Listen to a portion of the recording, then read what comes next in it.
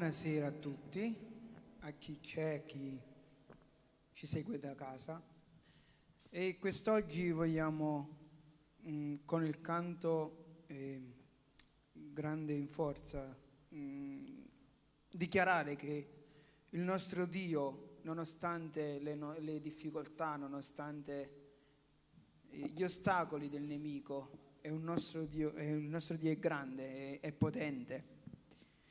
E vi prego di alzarvi in piedi e iniziamo a cantare questo bel canto.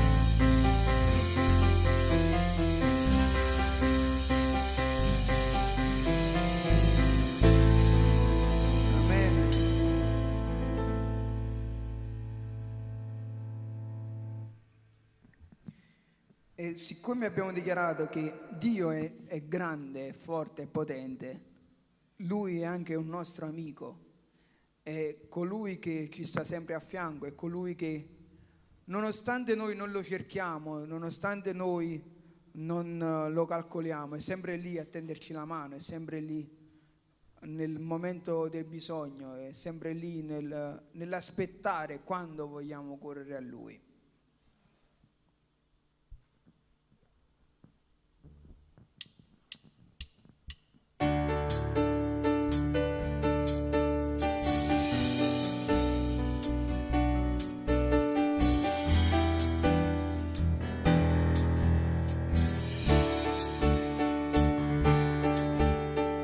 Io non so scelto di amarmi e consolarmi, pregando a te.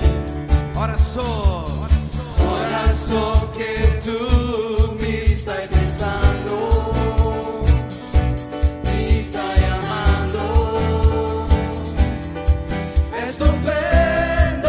All'inizio io non so perché hai scelto di amarmi e consolarmi, pregando a te. Ora so che tu mi stai pensando, mi stai amando, è stupendo. Sono un amico suo, sono un amico suo, sono suo amico e mio amico mio. Sono un amico suo, sono un amico suo, sono suo amico e mio amico mio. Io non so perché hai scelto di amarmi e consolarmi, pregando a te. Ora so che tu mi stai pensando, mi stai amando, è stupendo. Sono un amico suo, sono un amico suo, sono suo amico e mio amico mio. Sono un amico suo, sono un amico suo, sono suo amico e mio amico mio. Dio immenso, Dio di gloria, sei l'amico mio. Dio immenso, Dio di gloria, sei l'amico mio. Dio immenso, Dio immenso, Dio di gloria, sei l'amico mio. Sono un amico suo, sono un amico suo, sono suo amico e mio amico mio. Sono un amico suo, sono un amico suo, sono suo amico e mio amico mio.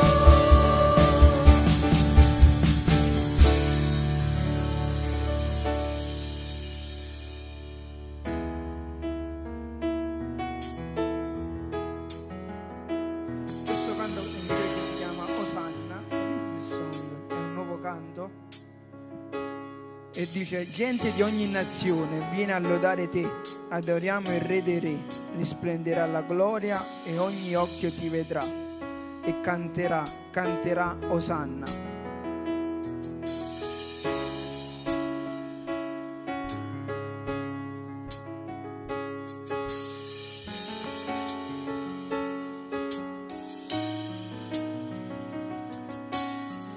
Gesù il Re di gloria, viene sulle nuvole, gli angeli lo lodano, il suo grande amore, da noi la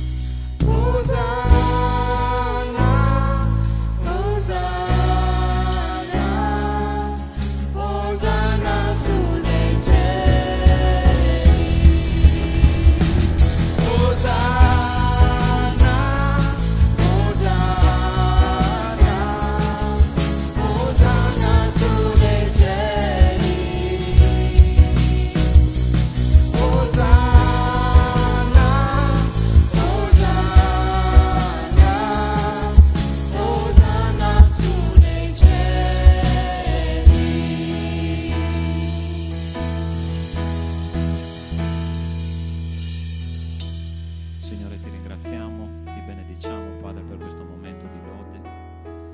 Adesso, Signore, che ascolteremo la tua parola, ti chiedo che tu possa usare, Signore, chi predicherà, affinché, Signore, questo seme che verrà gettato possa portare frutto. Te lo chiediamo nel nome di Cristo Gesù. Amen.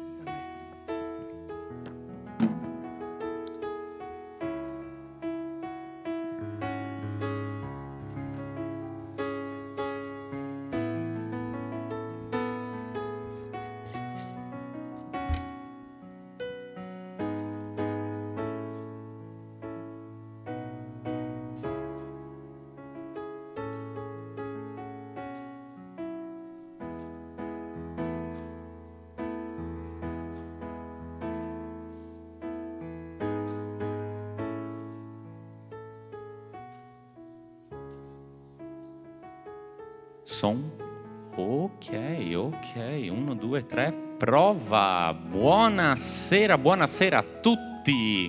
È bello vedervi così numerosi dopo che subito dopo le 6:30 eravamo in 2. Alzino la mano i 2 che erano qui alle 18:30, giusti? Bene, bravi. Riceverete un premio su nei cieli, forse. Non prendete le mie parole per vere. Comunque, allora, oggi il tema di questo messaggio gira tutto intorno a un singolo testo biblico, ok? Chiedo ai fratelli della proiezione di non metterlo nello schermo, perché trovo che molti qua ogni tanto si perdono nella proiezione, guardano e si rifiutano di aprire una propria Bibbia e vedere un testo. Perciò adesso vediamo quanto siete preparati. Telefoni, Bibbia in mano, in velocità, dirò il testo, qualcuno dovrà alzare la mano, qualcuno forse potrà addirittura ricevere un premio se arriva per primo nell'indirizzo giusto che io dirò. Sto ancora vedendo fratelli con difficoltà a prendere la propria Bibbia in mano, a prendere il proprio telefono in mano. Tranquilli, ho tutta la sera. Potrebbe venirmi un colpo di calore, ma nel dubbio sapete come risolverlo, spero. Fratelli con Bibbie in mano, se non ce l'avete chiedete a un fratello di fianco a voi. Cioè tranquilli, io ho tutta la sera, semplicemente, io sto aspettando, semplicemente evito di fare nomi perché siamo online, ma ci sono persone con la A che non hanno ancora preso un telefono in mano per controllare la propria Bibbia, un'altra persona che inizia con la A, che ha in mezzo una X, non faccio nomi per il piacere del copyright, che potrebbero tirare fuori un telefono, per favore. Oh, grazie. Anche tu che sei da casa, per l'amor di Dio, tira fuori il tuo telefono. Se è il telefono col quale stai vedendo, tira fuori una Bibbia. Dobbiamo riportare avanti questa tradizione che si va al culto, si va a un incontro, si va a un qualcosa del genere, bisogna avere sotto mano una Bibbia. Se stai guardando il video su YouTube e no, se guardo la Bibbia poi perdo.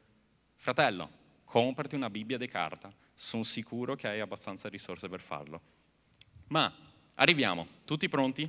Schermi sbloccati? Bibbie chiuse? L'applicazione aperta però. Matteo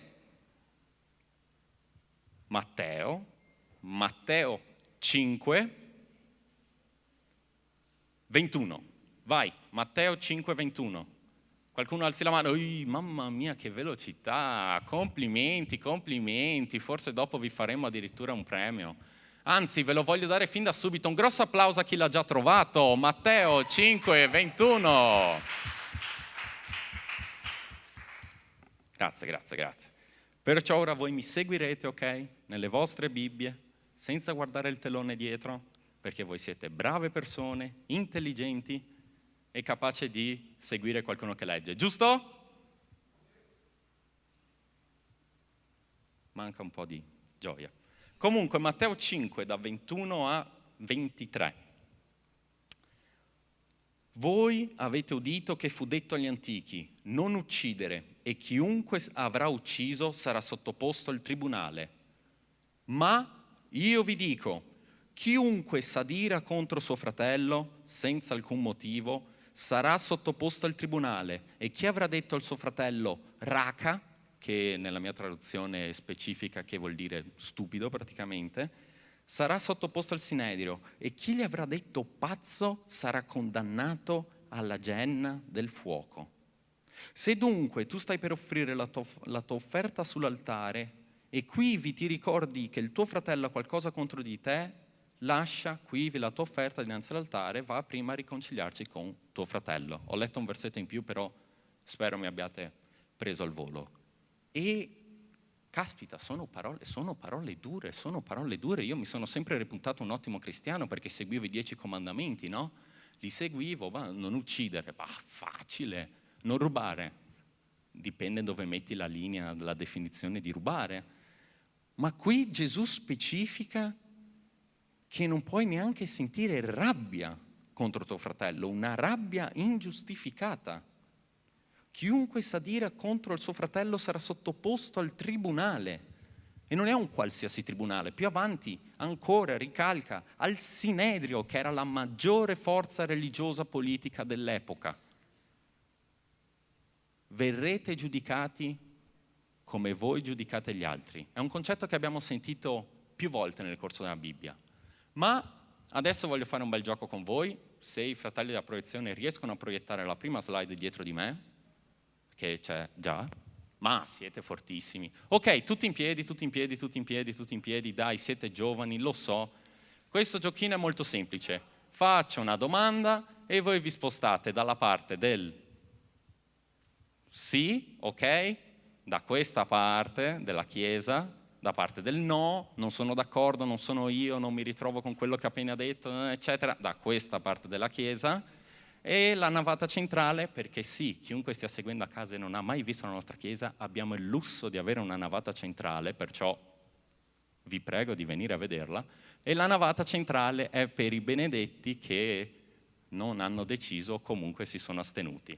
Perciò cominciamo con qualche domandina di prova. Prima affermazione, e dovete spostarvi in base se siete d'accordo o meno, o se vi rappresento meno. Ho più di 18 anni. Le signorine possono stare comodamente nella navata centrale, ho preparato questa parte solo e esclusivamente per voi, in modo tale che non dovete rivelare a nessuno la vostra età. Bravi! Facciamo un altro test, prossima affermazione, non ho più di 18 anni. Una fretta nei vostri passi, mamma mia, di nuovo vedo una fortissima gioia nei vostri cuori. Vai, ora cominciamo con altre domande. Ti sei mai arrabbiato con qualcuno?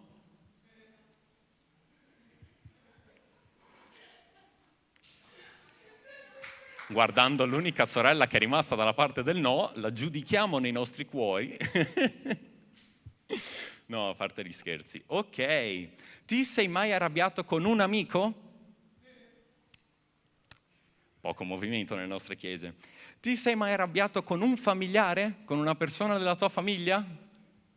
Oh, abbiamo qualche coraggioso, addirittura. Hai mai urlato contro qualcuno in preda alla rabbia?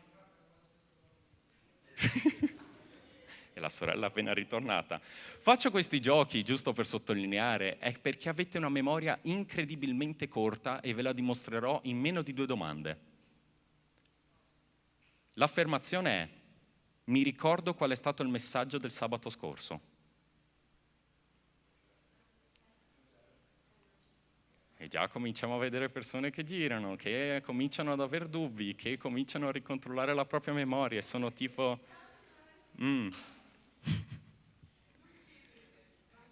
già, ora vi fidate della vostra memoria? Prossima affermazione. Mi ricordo che cosa ho mangiato ieri a pranzo. Già. Vedo tanti giovani che hanno bisogno di un piccolo supplemento, vitamina B12, qualcosa pur di accendere.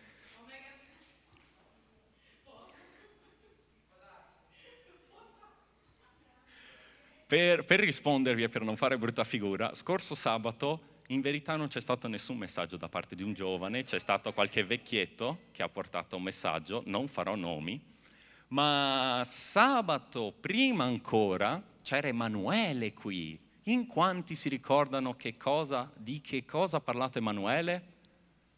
Nell'ultimo culto dei giovani propriamente detto, Emanuele, il ragazzo, basso così, era un po' moscia, con un computer qua davanti. Sì, no, boh, forse. Ecco, spero vivamente che da oggi comincerete a ricordarvi un po' di più con questo giochino. Ma continuiamo con questo tema sulla rabbia. Ti sei mai pentito di quello che hai detto o fatto mentre eri arrabbiato? Ok, vedo risposte alquanto universali. Mi piace molto comunque come i pastori qui presenti non partecipino al gioco e rimangano comodamente seduti nella propria sedia per salvaguardare la propria faccia. Tranquilli, ci sono passato anch'io. Hai mai detto qualcosa di avventato mentre eri arrabbiato? Qualcosa che non volevi dire? Possa essa essere la verità o una bugia che hai detto semplicemente quando eri arrabbiato. Oggi come oggi, sei arrabbiato con qualcuno? Oggi come oggi, sei infastidito da qualcuno? C'è un qualcuno che ti sta dando un po' di fastidio, che è lì nel fondo del tuo cervello, che continui a pensare: oh, ma sto cristiano non poteva andare da qualche altra parte oggi? Giusto qua, stasera, con me? Uff. Tranquilli, non vi chiedo nomi. Ti sei mai arrabbiato per qualcosa che poi ti sei accorto essere futile? Essere qualcosa di piccolo, essere qualcosa per la quale non valeva la pena arrabbiarsi così tanto come ti sei arrabbiato? Ok, ora che avete caldo e siete un po' sudati come me, potete sedervi, ok? Lì dove siete, non importa bene dove, non vale più la cosa lì dietro. Perché c'è la questione che quando proviamo rabbia, quando c'è ira nei vostri cuori, nei nostri cuori, solitamente succede per poche categorie, ok? Una situazione in cui non abbiamo il controllo, una situazione in cui sentiamo di essere impotenti, ok? Parlando a tutti gli amici automobilisti, qualcuno che vi taglia la strada, primo sentimento che provate nel cuore, rabbia, ok? Perché quel pazzo della strada mi ha tagliato la strada e ha messo in rischio la mia vita, la vita della mia macchina, la vita della sua macchina, di cui non mi interessa molto, la vita sua, di cui non mi interessa molto. Oppure per risultati non previsti. Vi avvicinate tutti contenti e felici a scuola e scoprite che avete preso 5 in una verifica in cui pensavate di aver preso 7. Scoprite di aver preso 4 in una verifica in cui pensavate di aver preso 5. Una verifica in cui avete preso 3 e pensavate di aver preso 4. 2, 3? Siamo sul 1 e 2? Vi eravate dimenticati della verifica e si scopre che c'era una verifica? Oh, buon, grazie a Dio. sono riuscito a toccare il cuore di tutti i presenti.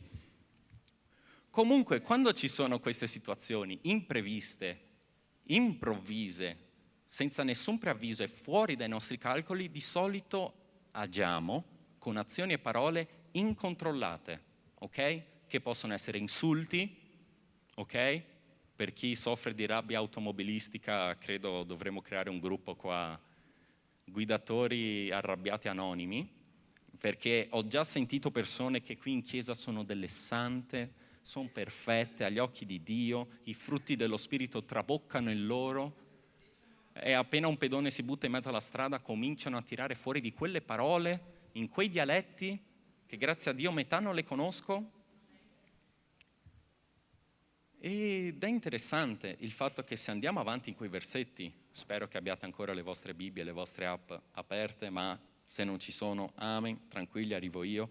Nei versetti 25 e 26, in cui sta scritto: fa presto, amichevolmente accordo col tuo avversario mentre sei ancora per via con lui, che talora il tuo avversario non ti dia in man del giudice e il giudice in man delle guardie e tu sii cacciato in prigione. io ti dico in verità che di là non uscirai finché tu non abbia pagato l'ultimo quattrino. Che strano. Cioè, sono arrabbiato contro mio fratello che magari mi ha fatto un torto e quel fratello ha la possibilità di portarmi da un giudice? Perché, vi dirò la verità, ci sono 2 esempi di rabbia nella parola di Dio. La rabbia degli uomini, ok? Quella che sentiamo tutti noi, quella che è oggetto della nostra carne, quella che ci porta ad avere reazioni incontrollate. E poi c'è la rabbia, l'ira giusta, quella divina, quella che Dio prova contro determinate persone. Solo Dio può provare quella determinata rabbia giusta, ok? E il momento in cui io mi arrabbio contro un mio nemico o contro anche un mio amico, come spesso succede, io mi sto mettendo al posto del giudice. Io sto dicendo, io ho abbastanza esperienza in materia, io ho la facoltà di mettermi così davanti a te e giudicarti e sono molto arrabbiato con te. Tanto duro da controllare la rabbia. La rabbia è uno dei nostri sentimenti più primordiali. Eppure la parola di Dio ci chiede di rinunciare a questa parte di noi stessi. Se non riusciamo a rinunciarci,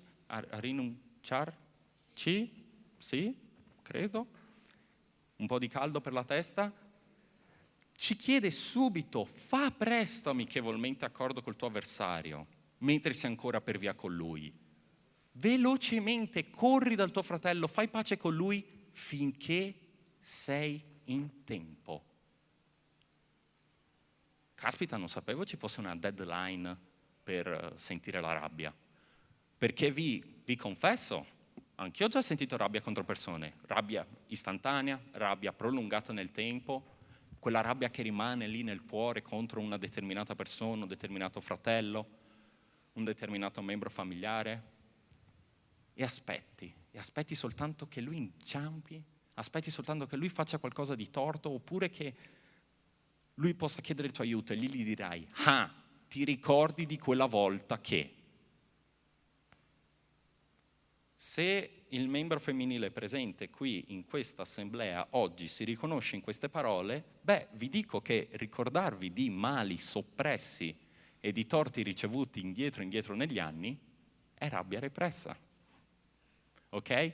Arrivare davanti a chiunque e dire tu nel 2019 mi ricordo chiaramente che mi hai fatto XYZ, probabilmente è perché siete ancora arrabbiate per quel motivo. Per i maschietti qua presenti che pensano tanto io non ho di questi problemi, mi ricordo a malapena cosa ho mangiato l'altro ieri, prendere qualche torto che avete ricevuto, sotterrarlo sotto il vostro cuore, dire sì, vabbè, è passato, ma prossima volta che entrate in scivolata contro il vostro avversario, ci andate un po' più cattivi del solito, anche quella è rabbia repressa, ok? Voglio gentilmente avvisare, perché la rabbia è deleteria per il nostro organismo, ok? Fa male, è qualcosa che rimane lì, è un parassita che piano piano si ciba di tutte le nostre emozioni, del nostro tempo, delle nostre risorse mentali. La rabbia non è precisa, la rabbia ha effetti collaterali, può colpire la persona che vuoi oppure chiunque sia vicino. Quanti di noi una volta erano lì con i nervi a fior di pelle e hanno semplicemente urlato contro qualcuno che non c'entrava niente? La rabbia non è sincera. Spesso alcuni dicono bene il momento di rabbia perché così ti sei sfogato, così hai tirato fuori quello che avevi nel cuore, ma spesso non è così. Perché? Perché subito dopo arriva il senso di colpa e dici no, non è esattamente così, o perlomeno non te lo volevo dire in questo modo. La rabbia prolungata nel corso del tempo diventa amarezza nel nostro cuore, diventa amarezza, diventa odio. E queste sono semplicemente 2 lame di una grossa forbice che taglia il nostro rapporto con Dio.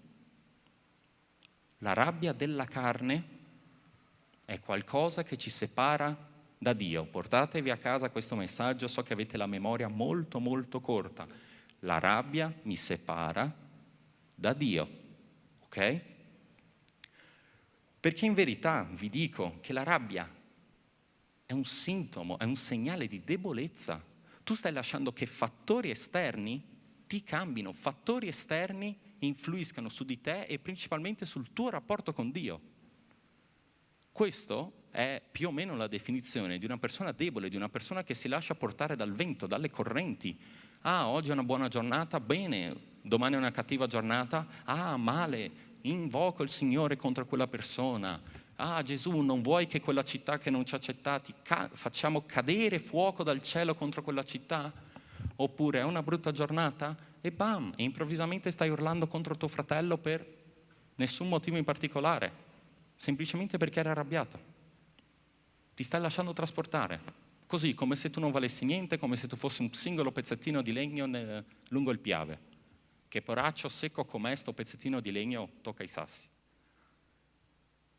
Perciò non provare rabbia, e ancora meglio vi dico superare la rabbia, quello è un atto di forza, quello è un messaggio che stai mandando contro il tuo avversario, che io sono più forte di questo, io sono più forte delle mie emozioni umane, istantanee,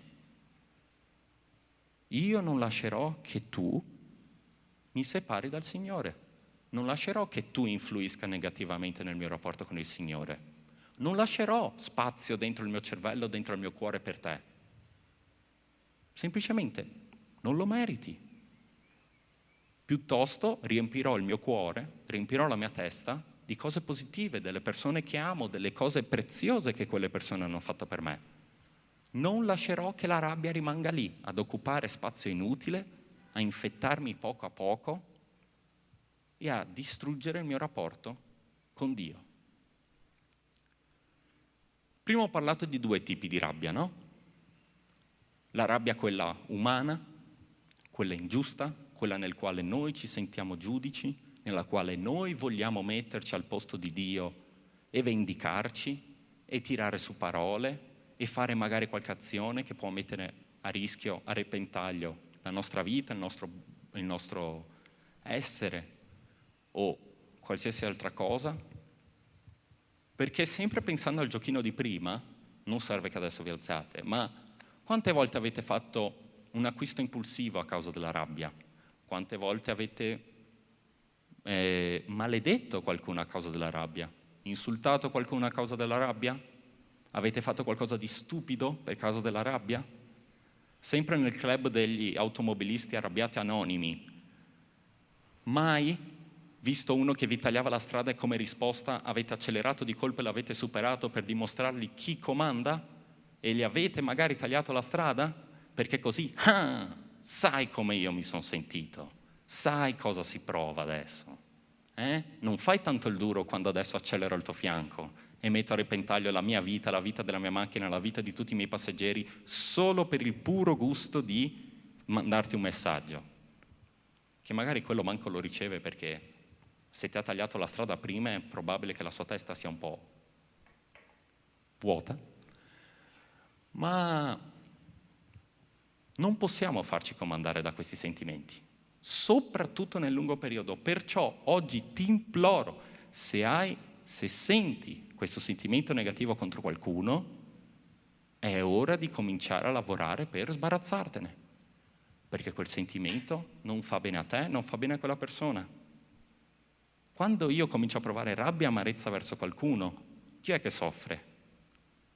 Io, perché quella persona va tranquilla nella sua giornata, anzi magari addirittura benedetta dal Signore e riceve voti alti e la sua macchina non si spacca mai e riceve un aumento di stipendio e riceve delle ferie bonus quando tu quelle che avevi chiesto te le hanno negate e rimane là quel peso. Perché? Dio fa qualcosa contro quel... Ecco, trovo addirittura io difficile parole che posso proferire finché sono qua sopra.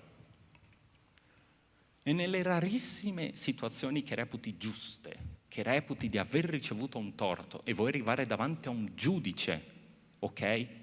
E chiedergli giustizia. Voglio che un momento tu lo passi per guardarti dritto allo specchio e tu ti chieda: Sei davvero pronto ad invocare l'ira di Dio? Sei certo dell'ira di Dio in questo momento sia rivolta verso il tuo nemico? Perché può cadere anche sopra di te. Ed è interessante questo concetto perché l'ira di Dio è qualcosa che è stato toccato molte volte nella Bibbia, nella musica, nell'arte, nell'architettura. E vi voglio far sentire in particolare un pezzo musicale, appunto chiamato L'ira di Dio in latino, per darvi, sto vedendo qualcuno distratto laggiù in fondo che richiamo con un minimo di... Ok. E sì, vi volevo far sentire questo pezzo musicale. Assolutamente non lo sto usando come scusa per sfruttare l'impianto acustico della chiesa per sentire un bel pezzo di musica classica, ma per farvi capire effettivamente cosa state chiamando contro un avversario quando invocate su di lui l'ira di Dio. Se i fratelli della regia possono gentilmente far partire e far sentire un piccolo pezzo, con un volume bello alto, occhio alle orecchie, soprattutto per chi sta ascoltando con le cuffie, da casa. Più alto, un pochino più alto.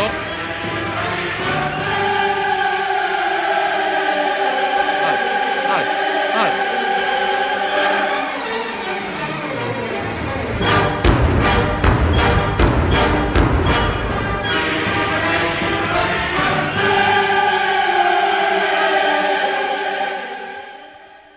Questo è solo un estratto umano di quello che puoi chiamare contro i tuoi avversari, se sei nel giusto.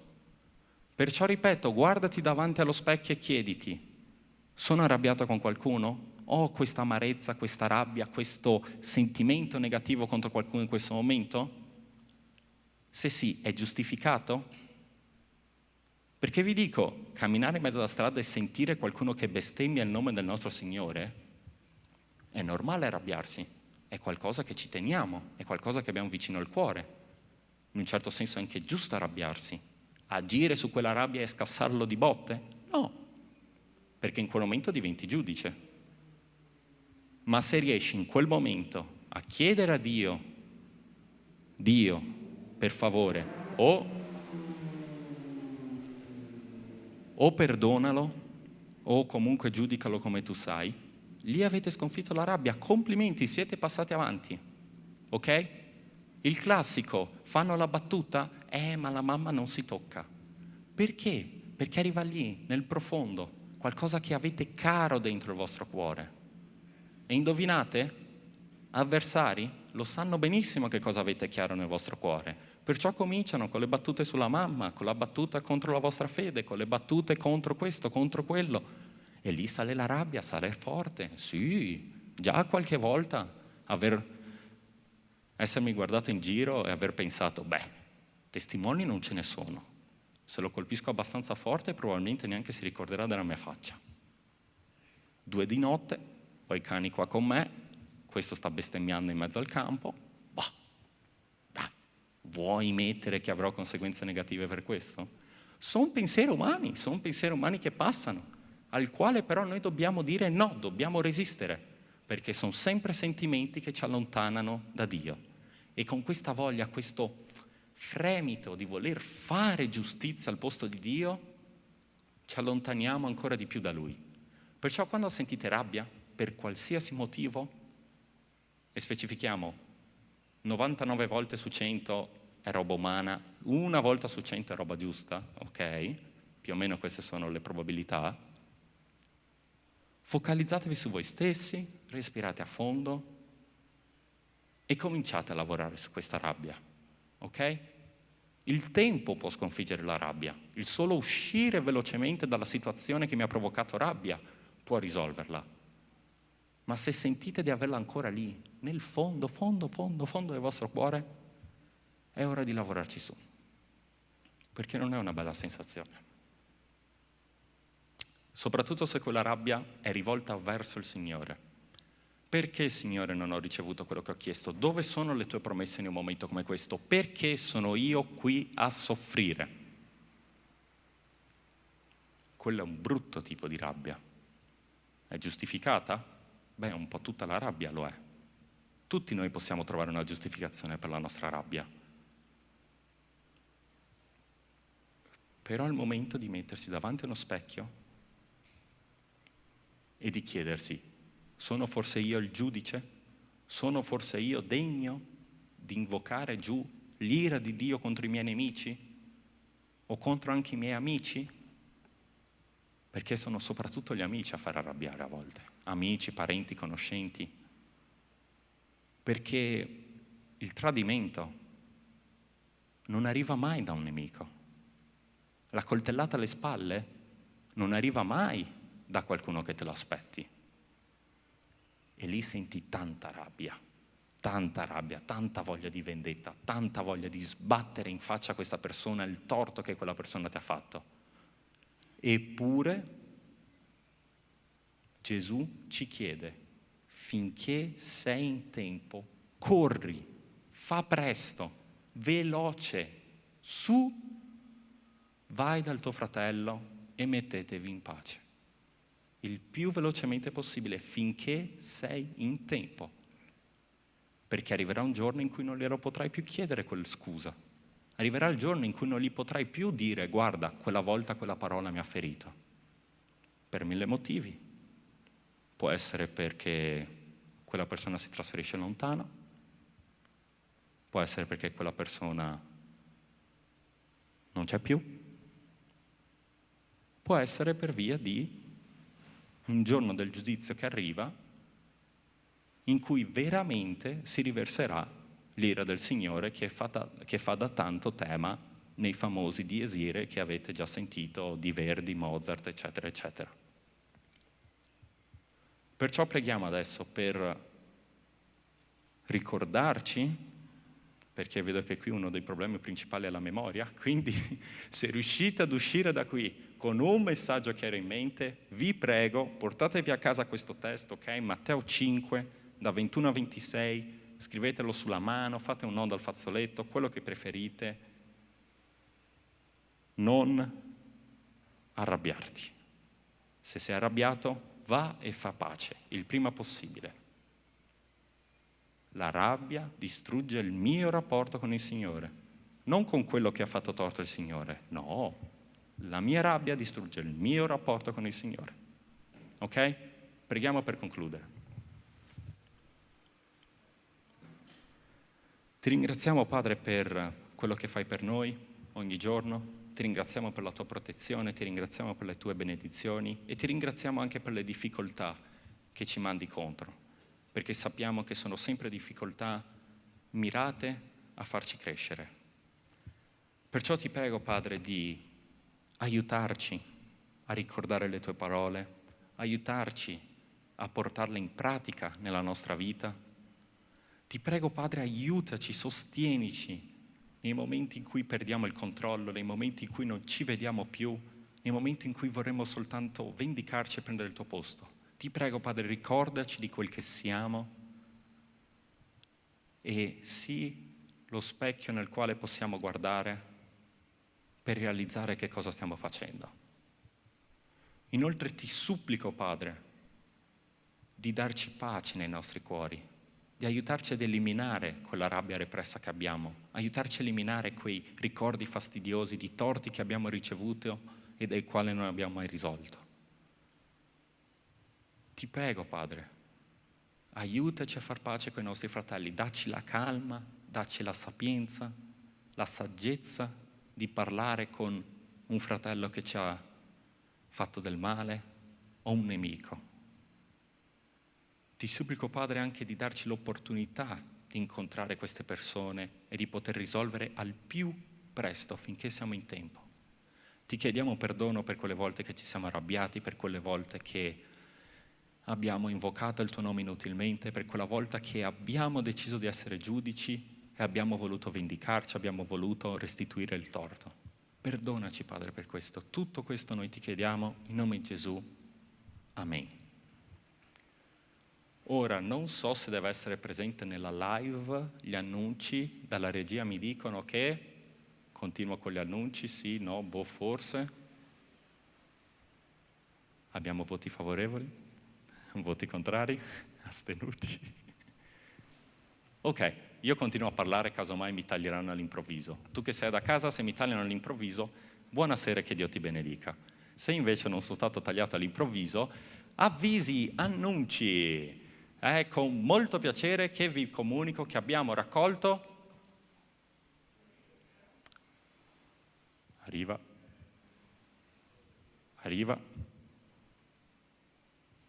Ok, si accettano scommesse su che cosa abbiamo raccolto? Proposte da parte della folla? Un'asta? Che cosa abbiamo raccolto? Dai. Qualcuno mi fa il simbolino magico. Ok, sì, abbiamo raccolto questo. Qualcuno vuole dire una cifra? Vai. 2000, 2001, 2002? Io non me la ricordo qual è la cifra. Perciò, qualcuno vuole dire meno? Qualcuno vuole dire di più? 3? 3000? Sento un? 2100? Probabilmente perché l'ha letto nella slide, dato che lui è vicino alla slide. Signori, posso conquistare un tal numero di minuti di tempo, non è che posso. Ma va bene, possiamo continuare. Per cosa li abbiamo raccolti? Qualcuno ha qualche idea? Qualcuno ha qualche idea? Campeggio. Per un campeggio? Per la guerra missionaria. Per l'opera missionaria. È un modo di vederla la vita così, una guerra missionaria, noi contro il nemico. Per l'opera missionaria, magari cambiare a PowerPoint 3, PowerPoint 2. Arriva? Complimenti ai nostri vincitori. Chi ha detto che era per l'offerta missionaria? Azzeccato. E chi ha detto 2100 euro? Non so quale esclamazione posso usare finché sono con il microfono in mano. Wow, esatto, wow. 2100 euro per la Siria e il Venezuela. Alzi la mano chi sa dov'è la Siria. Alzi la mano chi sa dov'è il Venezuela. Sappiate che quelle persone hanno ricevuto contributo da parte nostra grazie ai nostri famosi maialini. Sono fuori dall'inquadratura, ma abbiamo dei maialini con i quali raccogliamo questi soldi per mandarli a missionari bisognosi per continuare la loro opera.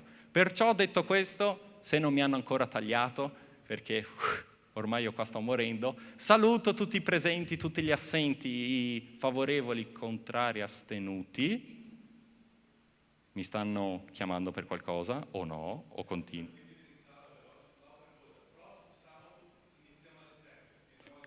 Ok, questo è importante, spero non abbiano tagliato la live. Prossimo sabato iniziamo alle 7, ok? Mezz'ora dopo.